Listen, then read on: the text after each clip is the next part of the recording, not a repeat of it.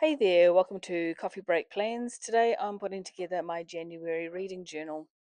The first thing I'm going to do is go through all of the books that I've read this month, and I'm going to start with the hard copy books. First up is the book that I finished last. This is one out of the mystery box, 30-second classical music. It takes you through the ages of classical music. Each page focuses on a particular type, instrument, or composer, and as it says, it takes about 30 seconds to read each one. The next one is Ascent, which is about a fictional Soviet pilot in the Korean War. He ends up disgraced and then is later assigned to a secret moon mission. This was surprisingly engaging, and I read it in 2 sessions. Next, we have Forgotten Worlds. This is the second in a sci fi series that came also in the mystery box. This is where humanity faces a major existential threat, and instead of facing it, spends time fighting each other and figuring out how to make money out of it, which is pretty typical and I would say true to form, a really good read. Next one on the list was Nigel Latter. He is a very well known psychologist in New Zealand. He's known for his politically incorrect guide to parenting and some books where he talks about the darker side of humanity. I was privileged enough to see him speak twice. He was amazing to listen to. Well, he was unfortunately diagnosed with cancer and he passed away late last year. And he spent his time reflecting on some lessons for living, told in his usual engaging style and humour, and this is his last book. Next up is Carnival of Lies. This series of books follows a fictional Cesar Aldo. He's a type of detective set back in the 1500s in what would become Italy. This is usually set in Florence, but this time he travels to Venice, and most of the book is set there. These are always a really great read. Moving on to the ebooks now, and we're looking at The Retired Assassin's Guide to Country Gardening. It's set in fictional small town New Zealand, where an assassin has decided to retire, and of course, he's not allowed to kill anyone, which is easier said than done when there's a real scoundrel pulling the strings in this little town. Nice little cozy mystery and a great read. On to The Woman Who Fooled the World. This is the story about Belle Gibson and her fake cancer. And then she told everybody that she cured it through healthy eating when, of course, she didn't have cancer at all.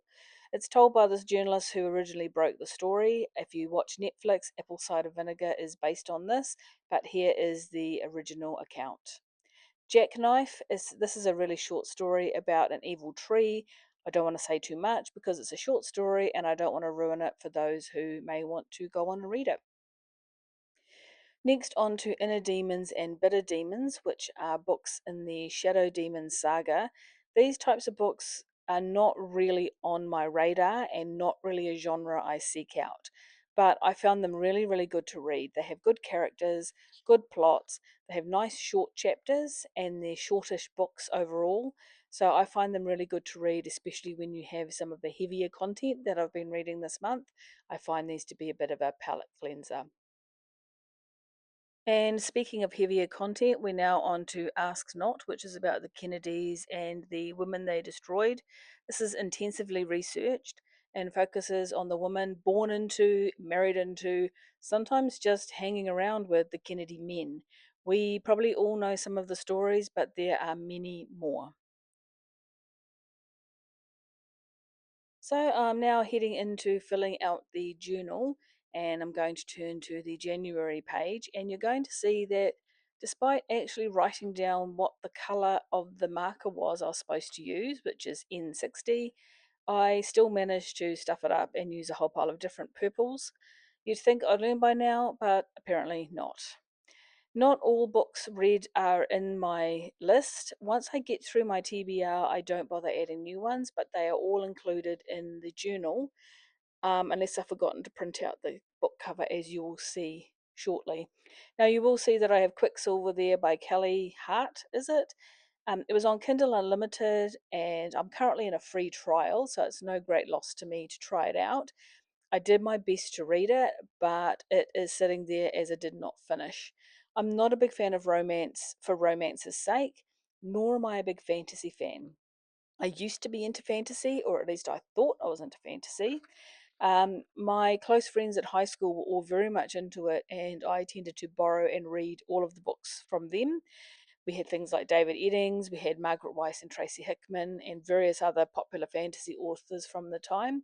But I have to conclude that while there are some fantasy series that I really love, and the one that leaps to mind is Kushiel's Saga by Jack Quillen Carey, as a whole, it's really not for me. So I don't like romance and I don't like fantasy. Romantasy is not going to be my bag. I'm not one to rule something out just because there was one particular thing I didn't like. So I'll give something a go in future if I like the look of it. But this one is not for me. So I've cut out all my book covers, I've decided where to put them. I allocated more space to the books that I enjoyed more and wanted to say more about. My journal isn't that fulsome. I've seen other reading journals where a whole page is dedicated to each book and a thorough analysis. I have no interest in doing any of that. Books read basically get put into one of four categories. That was crap and time I'll never get back. That was good, no further comment. That was great, recommend to family and friends, but I'll probably never read it again. And that was outstanding, and I want to read that one again. Once I got to the end of writing my brief review for every book, I realized that I had completely forgotten to print out the book cover for Carnival of Lies, which was also the book that I'd picked for the book of the month. So I just put in a pretend book cover and wrote a little blurb for it so that I will just print it out later on and stick it in when I'm ready. Onto my book bracket now. I'm really not happy with this setup. It didn't quite turn out the way I wanted it to, but I'm going to use it throughout the year and I'll replace it at some stage later on with something a little bit better put together.